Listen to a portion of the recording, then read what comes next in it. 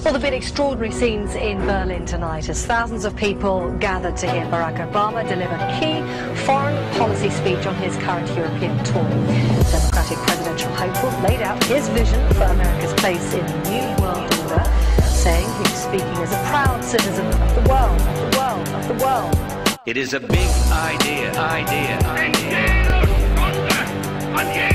is a big idea. A new world order.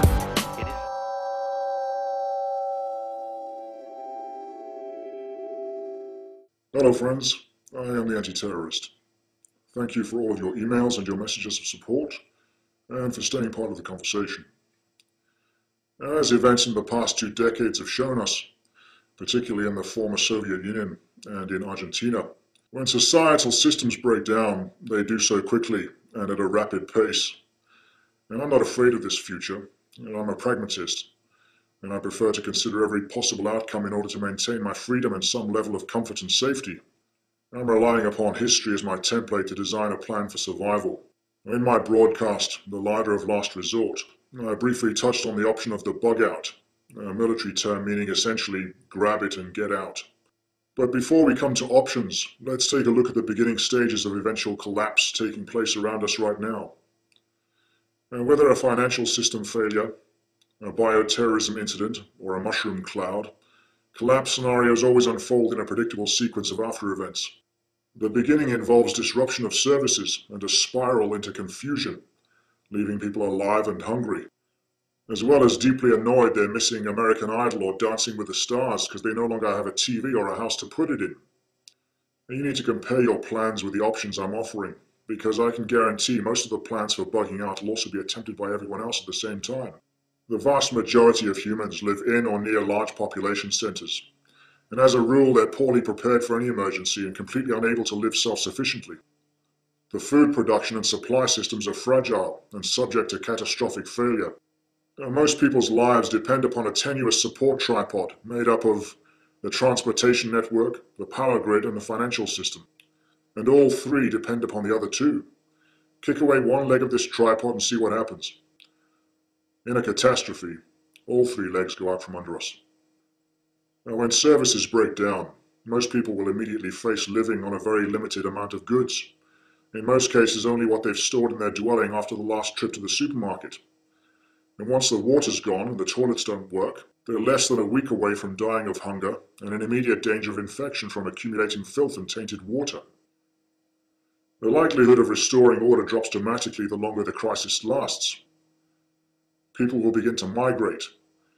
Humans want to survive at any cost. They're unpredictable, ruthless, and deadly omnivores, and can become scavengers and predators in far less time than a week. Family community.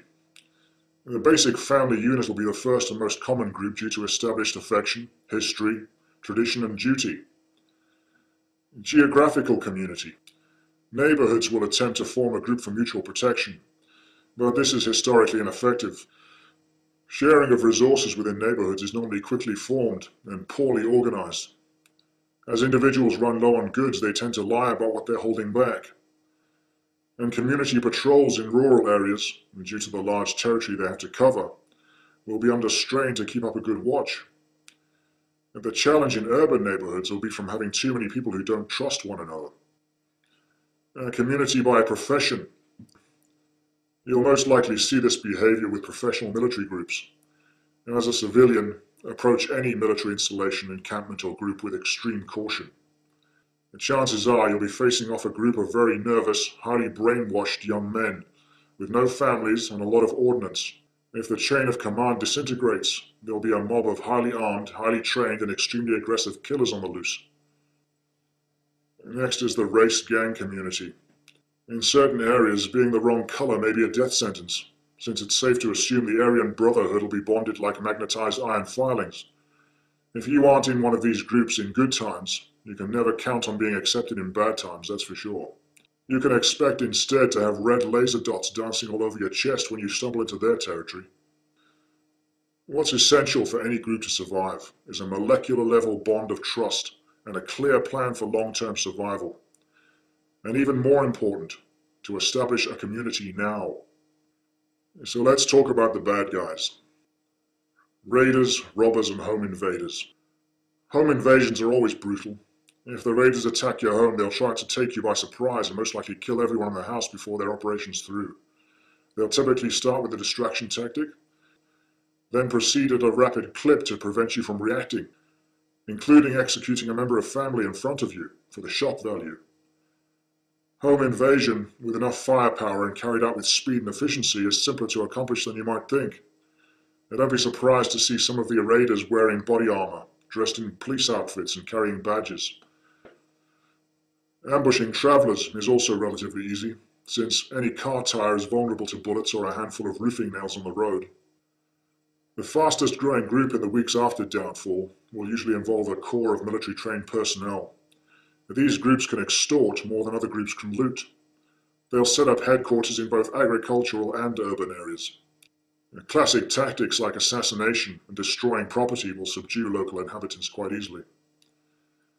And the line between the good guys and bad guys will become increasingly difficult to ascertain after downfall. What about hiding in the city? You think living in the city is stressful now? After evading wave after wave of looters ready to strip you of your assets, you'll finally be invaded by self-appointed government goons who will move in and take over the urban territory first, for the simple fact that it'll be like scooping fish out of a barrel compared to rounding up people spread out in the surrounding countryside. What about hiding in the country? What about the wilderness? You'll only be buying time, since you're likely to be the warmest white spot visible on some goon's infrared night vision goggles. Living off the land requires skill, and it's unsustainable without planning and discipline. And what it boils down to is hunkering down in a remote place and waiting patiently for the seething biomass to either die off or get its act together. Be prepared to be cold, uncomfortable, and above all, alone for a considerable period of time. Bugging out is the most popular option for armchair survivalists.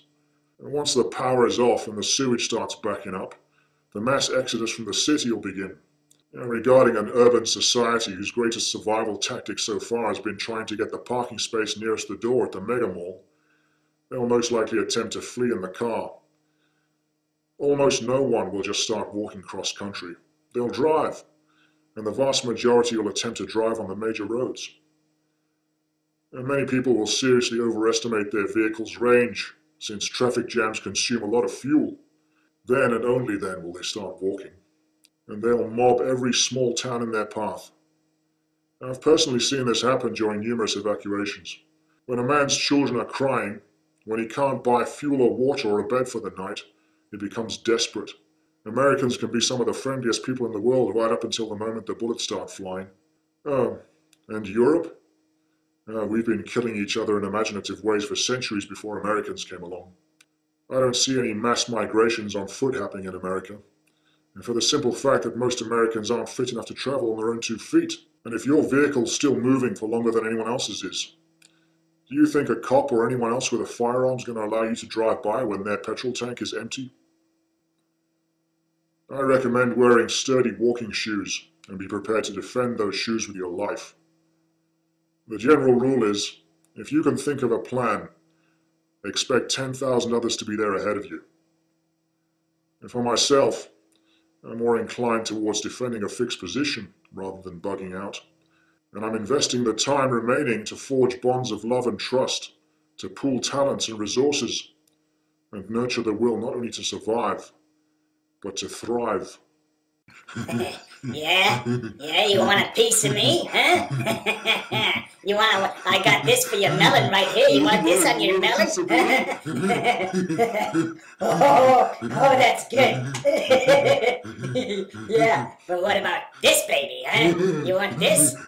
You want some of this in your peepers? Because I got this right here.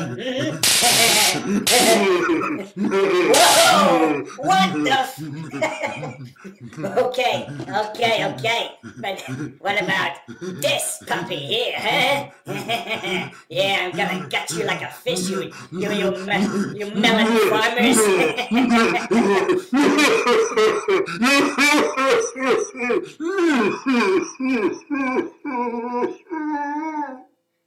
The truly prepared, though, will be ready to either bunker in or bug out as circumstances demand. A tall order, yes. But with a developing situation in the Gulf of Mexico, an order that may soon need to be met by the entire Gulf Coast region of the United States. Take good care of yourselves. Study well. Thanks for listening. And people better understand that they mean exactly what they're saying. It's a new world order they're trying to create, and they're trying to do so not only without approval or consent of the government in this country, but despite the popular will.